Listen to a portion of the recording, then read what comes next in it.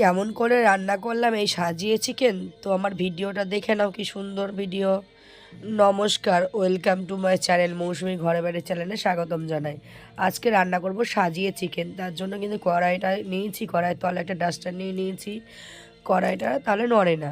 তো কিছু গোটা গরম মশলা, গোলমরিচ, সাদা জিরে, গোটা গরম মশলা, একটা শুকনো লঙ্কা আর তেজপাতা দিয়ে যে ছাড়িয়ে রাখা রসুন, পেঁয়াজ, লঙ্কা, টমেটো, 3টে আলুকে কেটে রেখেছিলাম, তারপরে আদা রসুন পেস্ট, তারপরে গুঁড়ো মশলা, লবণ, হলুদ, জিরার গুঁড়ো, ধনে গুঁড়ো, তারপরে পরিমাণ অনুযায়ী লবণ, তারপরে ধুয়ে রাখা চিকেন আর সরিষার তেল। আমি রান্নাটা সরিষার তেলেই করব।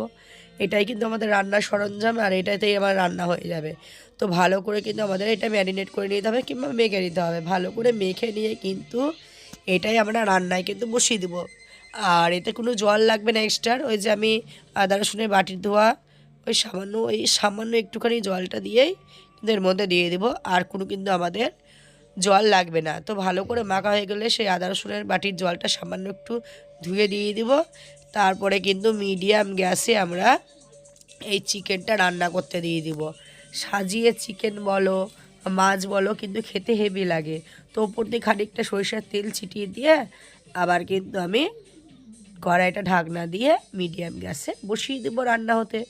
10 মিনিট পর কিন্তু আবার আমি গ্যাসের ওভেন থেকে তোমাদের ঢাকনাটা সরিয়ে দেখাবো।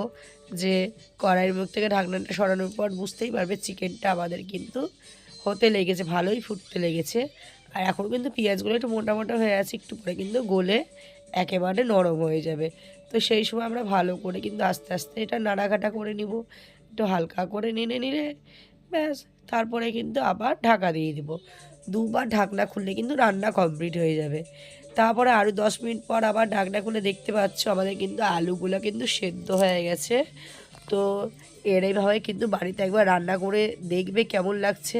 তো আমাদের চিকেনটাও প্রায় সিদ্ধ হয়ে এসছে। তাও আমি কিন্তু আরেকবার ঢাকনা দিয়ে 5 মিনিটের জন্য রান্না করে নেব।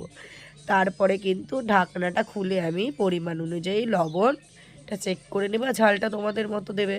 আর একটু গরম মশলার গুঁড়ি দিয়ে কিন্তু নাড়াচাড়া করে খানিকক্ষণের জন্য ঢেকে দেবো। ঢাকনা খুলে দেখাবো, মিডিয়াম গ্যাসে রান্না হবে, দেখবে তেল কিন্তু অটোমেটিক ছেড়ে দিয়েছে রান্না থেকে। তো বন্ধুরা, এইভাবে চিকেনটা বাড়িতে কিন্তু এইভাবেই রান্না করে দেখবে। আর আমার ভিডিও ভালো লাগলে লাইক, কমেন্ট, শেয়ার করবে, সাবস্ক্রাইব করতে ভুলবে না। আজকে আমার অনেকটাই শরীর খারাপের মধ্যে, তাও তোমাদের জন্য একটা ভিডিও ছাড়লাম, সবাই দেখো।